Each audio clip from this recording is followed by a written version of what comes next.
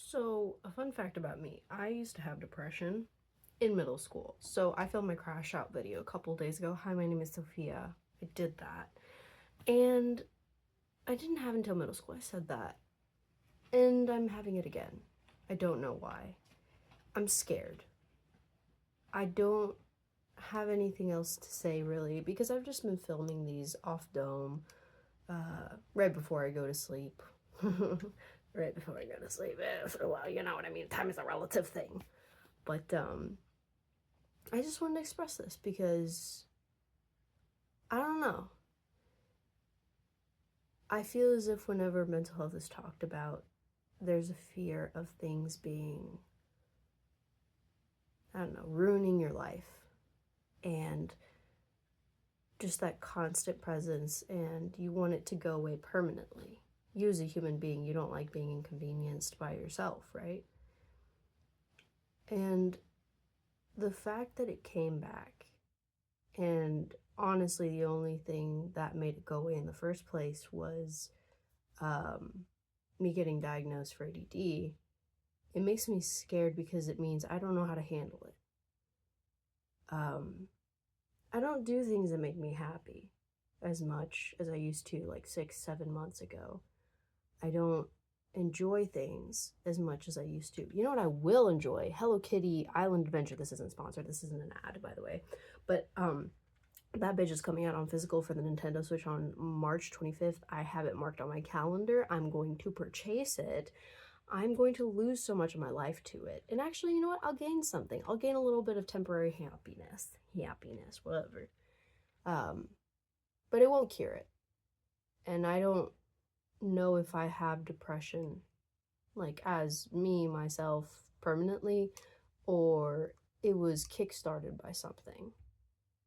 And I don't know what that something was. I have theories, and one of them is the fact that I started a YouTube channel, and all of a sudden, there was an objective way for me to see how well I was doing and how much people liked what I was doing. I've always struggled with that. I've held myself to a very high standard throughout my life. I will never really be enough for myself, honestly. And all of a sudden, there was a number being presented to me that said, "This is how you're doing." And I wasn't doing good, obviously, because it was my first video ever that I had ever published on the website. And it was about a game that isn't too popular. It was about Dredge, a game I love, right? But there was that. And all of a sudden, I started in my junior year of college, and I felt like I was driving a car, and every year it was just going faster off the edge of a cliff. That's still how I feel. I don't feel ready. There's so many questions that I have about adulthood. Like, do you guys actually like dinner parties? When you're filling out a form, like a federal form, do you have to look up a lot of the terms? Because I still do. Okay, I still have to. When you just start a job, is it like serious? Like, do you have to commit a lot? When you get like health insurance from your job, if you do you have to decide on the spot? And there's all that. There's money thoughts, there's graduation date, there's post graduation worries, there's a relationship. At that moment, I was in a relationship where I was very unhappy. But it was all weighing on me. That unhappiness was probably weighing on me a lot because that's how it's like when somebody is constantly making their anxiety your issue to deal with. But I don't have that worry anymore. I feel simultaneously better and worse about my future. I feel more capable, but I feel as if there's so many options I don't know which one to pick from. And yeah, I guess that probably made things worse. And then at a random point in like June or July, I used a different cleanser than I normally use.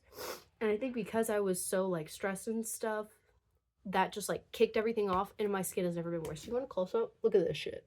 I have a little patch on, but like, that's not normal for me. Okay, I used to have a lot of acne scarring. And it cleared up over the years. I did Accutane, and now it's back, and I don't like my appearance. I normally do. I normally have quite a big ego, and I think I'm really fucking hot. But then my skin got worse, and all of a sudden, I don't like my appearance. I don't like looking in the mirror when it comes to my face. I don't feel happy the way I used to, and I'm scared about that. I'm always scared that I'm never going to be a better version of myself in the future because of things I've done in the present or the past. Um, but there's not much I can do about that besides think about what I can do. You know, it's not, the problem is not the problem. The problem is your attitude about the problem, as Captain Jack Sparrow would say, or whatever. Yeah, those were my thoughts. And I don't think that we should demonize mental illness unless it works in a narrative sense. Okay, I do love a creature that represents somebody's trauma or mental issues. Okay, if it's done, cool, right?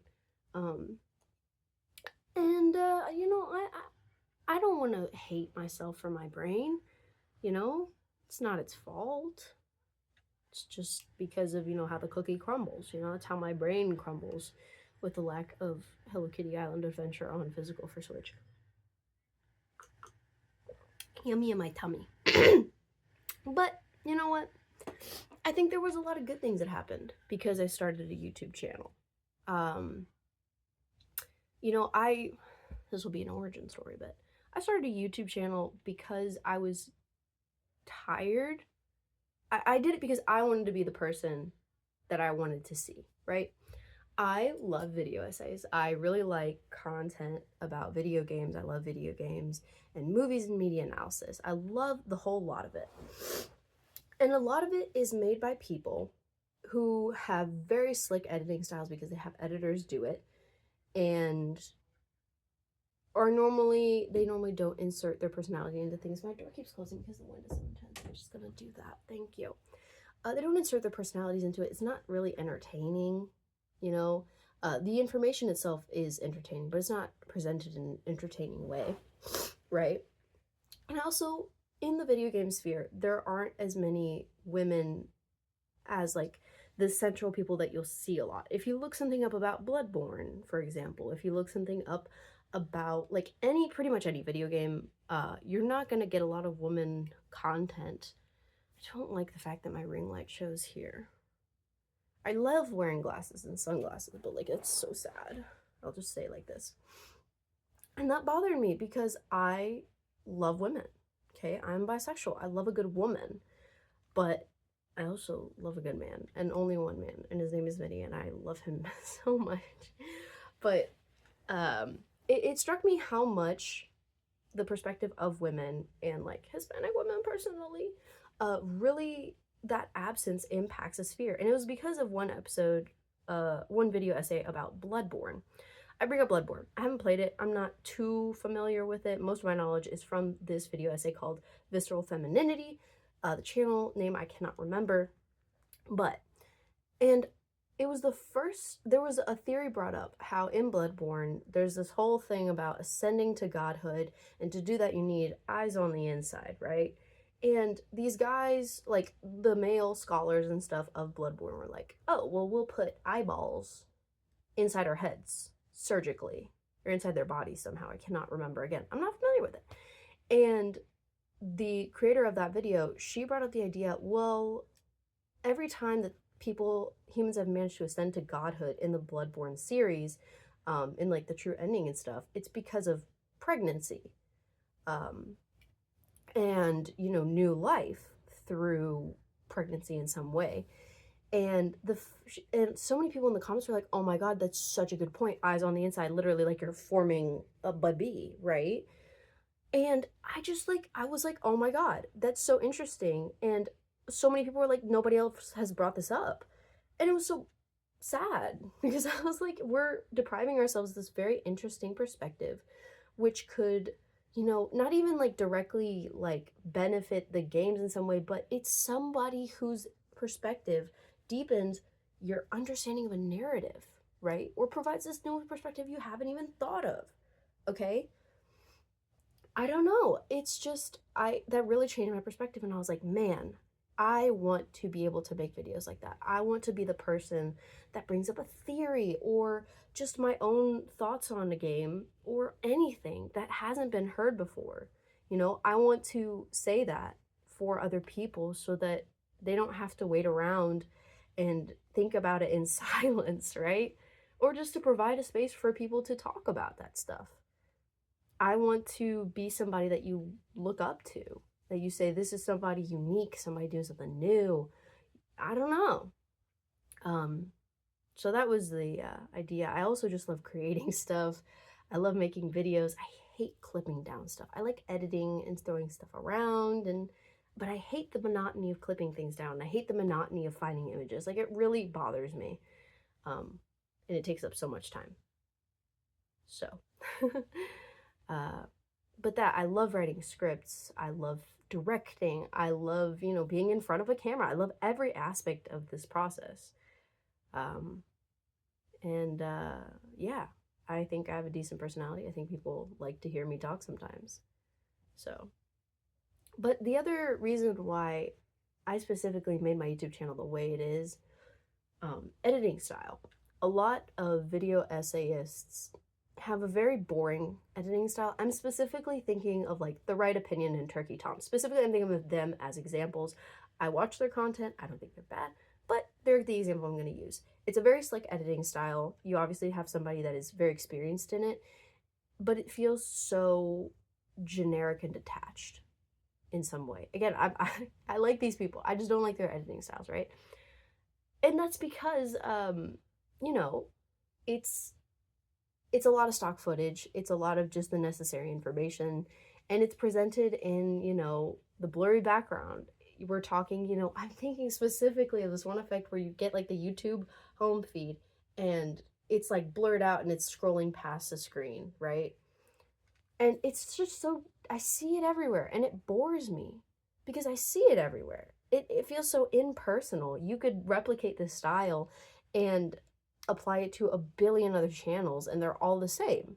That's why I have my sunflower suit dude mascot personification, whatever. That's why I use that like parchment background, you know? I'm not impressed by really big I'm not impressed by stock footage and professionalism in YouTube as much. And that is just because I feel like YouTube is a way to express your personality and every aspect of it in the videos you make, right? So when you do that and you just get stock footage that you, in a format that you could find on like a news website, I'm kind of like, I don't care, you know? You're taking yourself too seriously. And obviously it's up to personal interpretation. It's up to artistic preferences. I like to see a personality. I like to see it in every aspect of the work. I'm